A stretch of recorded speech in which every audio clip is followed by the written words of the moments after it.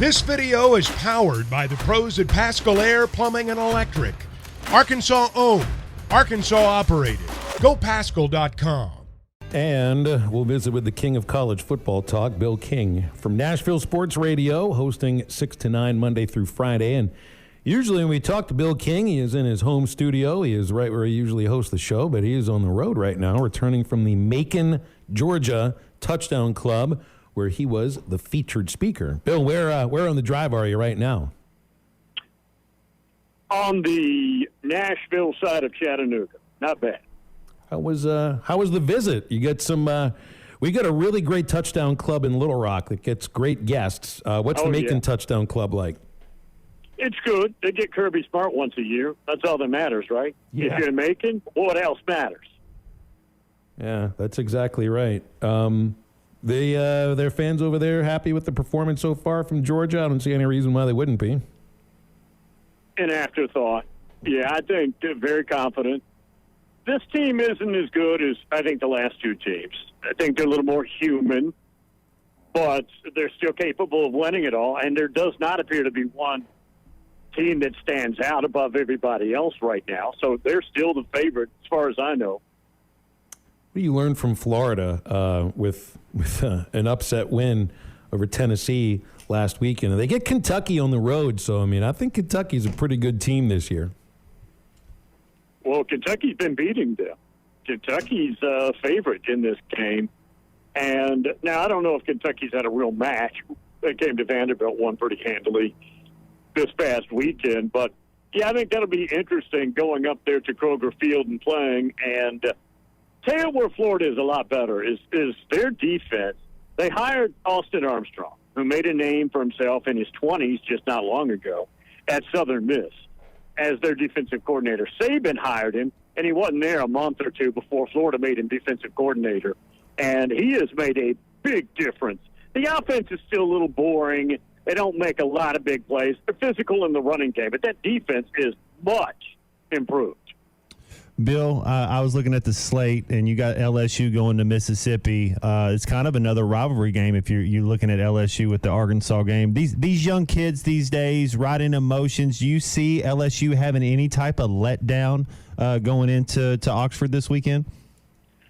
I don't. Now, you're right. That is a long, historic rivalry. But, look, they played in Orlando. It might not be Tallahassee, but they played, I think, one of the top 5 teams in America on the road, and Ole Miss is good. They're not that good. And LSU's got better personnel top to bottom. I was a little surprised that Ole Miss's offense got bogged down as much as they did. Alabama played well defensively, but I still think you have to favor LSU in this game. Mississippi had trouble running the ball in that ball game. Was that Alabama's defense necessarily, or they just have a little trouble getting Jackson Dart and Quinshon Judkins going? Quinshon Judkins has not gotten going yet. And I talked about this. I think he's a heck of a player. And remember, we talked about he and Rocket Sanders being the best running backs coming back into the league this year. But they just haven't got him going. Now, he's had some nagging injuries that have set him back a little bit, but he's just not rolling yet. Some of that would be he burst on the scene as a freshman, as a 3-star. Nobody really knew much about him. He played as well, if not better than any other running back in the league, and now everybody's got the book on him.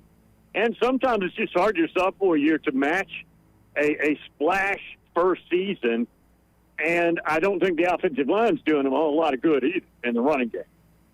Bill, I got to watch some of that Notre Dame Ohio State game. I just kind of wanted to get your thoughts on that. I thought Notre Dame had a chance there. It was kind of a brutal. Both teams were hitting each other. It was a good game to watch. Very physical, came down to that last drive. And what's ironic, guys, is you fight for 59 minutes and 50 seconds, whatever it was. Last play of the game amounts to a fight, a battle over a couple of inches of turf. How about that? You fight all night long, and it comes down to one play and inches of turf. Who can win those inches? And ironically, not only was it kind of a unique situation, but Notre Dame did not have an 11th person on the field, which meant a defensive lineman on their right side where the ball's going to go. And even though they barely scored the touchdown. Notre Dame had 10 men on the field the last 2 plays of the game, which is unconscionable. I don't know how that happens. 2 in a row too. That's the thing that blows your mind. Yeah, that's the thing. If it happens once, whatever. The second time in the very next play, I understand Notre Dame now has a signal so that the sideline knows when there's 10 players on the field. I don't know if there's another football team in the history of the sport that ever needed that signal, but this one does.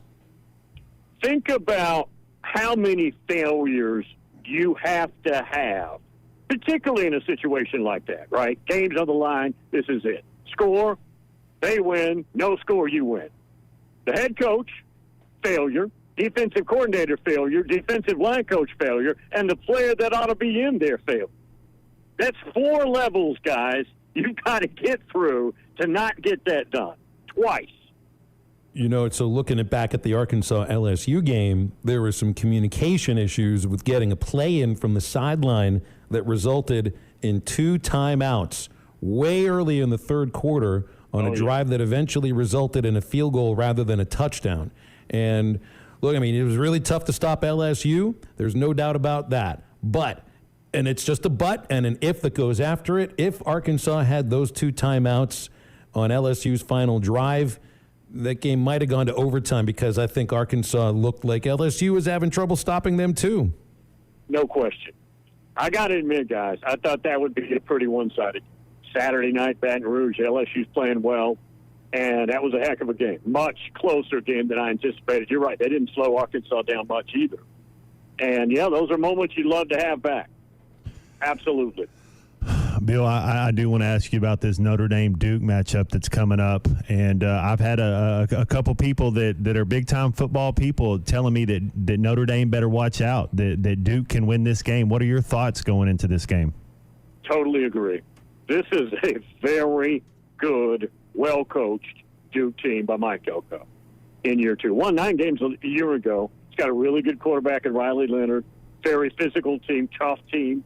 And if Notre Dame is limping around after the heartbreak last Saturday night, absolutely could get beaten Durham, North Carolina.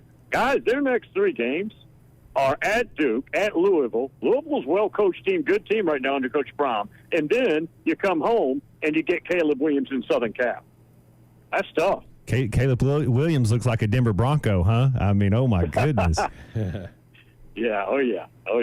Bill, nobody brought up Duke in the preseason thinking about 2 things. 1, a real contender in the ACC, or 2, who is this year's TCU? You know, everybody wanted to know who's going to be this year's TCU. Forgetting that, well, you really only had 2 of those programs that I can remember. There was Cincinnati and TCU back-to-back years. Duke still does have Florida State, North Carolina on the schedule. Is there any way in the reality we live, where Duke is this year's TCU? I wouldn't think so. Just because of the odds. It's astronomically against them. I don't think they're better than Florida State. I don't think they beat Florida State. And if they have a rematch with them, I don't think they beat them then either. I do think that would be a stretch. It might be a good check on one of the apps and see what kind of odds you can get on that. It might be a good value bet, but I wouldn't think so. Bill, is this a must-win for this Arkansas Razorback team as they're going to Jerry's World to take on Texas A&M? You look at their next couple games at Ole Miss, at Alabama, then the schedule gets a little bit easier, but you got to go to the Swamp later in November. Sitting here at 2-2 with this A&M game, how big is this for the Hogs? Huge. Absolutely huge. I'm not prepared to say you lose it and the wheels are off, but it's the beginnings of that because you just laid out. I mean, it's a daunting schedule, and you're going to take some lumps down the road. You know that. And look, A&M is kind of a bipolar team. They have personnel and offense to really be good, and at times they are. The disappointment at times has been the defense. Now, Auburn didn't get a lot done against it, but Auburn does not have personnel right now. Auburn can't figure out the quarterback position. They don't have a lot of playmakers. So I think Arkansas can have success offensively against this Aggie defense which has a lot of dudes, but they haven't played up to it yet. Well, I think to get into the Arkansas fan base's collective mind for a moment, top of the list of what they're thinking about. Yeah, part of it is the Aggie talent. It's Bobby Petrino. Everybody here is thinking Petrino is almost worth just 14 points just because he's the coach. How do you view that? Where do you give A&M an edge in this game or any other because that's Bobby Petrino and one of the greatest play callers of his time? I think he's made a big difference, and I think he'll continue to. They've got Evan Stewart. They've got a good offensive line. Quarterback plays good, whether it's Wegman or they have to go with Max Johnson. And they just don't click yet. I don't think they're fully in sync, but I expect that to happen. And what you don't want is for that to happen year coming up. Bill, I've a lot of talk about a quarterback I haven't seen a whole lot yet. How have you seen Michael? Am I saying his name right? Penix Jr. How good is this kid? Can he play on Sundays? Yes, I don't know if he's a key starter, but he'll be on a roster and maybe play due to injury. He's a lefty out of Tampa. He's been around a long time. He actually committed to Tennessee many, many years ago, decommitted, and ended up at Indiana. And when he was healthy, the problem is he kept having knee injuries. But that real good year Indiana had a couple of years ago, if you recall, he was the quarterback. Mm-hmm. And remember that early season upset of Penn State? I mean, they had some really good games and teams back then. Well, he got disenchanted and transferred out to Washington, and he kind of got forgotten about. And last year he had a big year. He's having a big year this year. And here's the other thing, guys. Washington has 2 first-round wide receivers. We talk about Ohio State's group, Texas group. Probably the next best receiving group is UW. That's a team that's got to be dealt with. That's a playoff potential team, UW. Sounds good. Bill, we'll leave it there. Safe drive on the way back home. Appreciate you stopping with us. Thank you so much. Yeah, man. Thank you, guys. Thanks, Bill. BetOnline remains your number one source for all your sports betting this season. Everything from the NFL and bowl season to esports. You'll find the latest odds, team matchup info, player news, and game trends at BetOnline. BetOnline features live betting, free contests, and live scores for almost any sport or game imaginable. We're the fastest and easiest way to bet on all your favorite leagues and events. Head to betonline.ag to join and receive a 50% welcome bonus on your first deposit. Make sure to use the promo code BELIEVE to receive your rewards. That's BLEAV.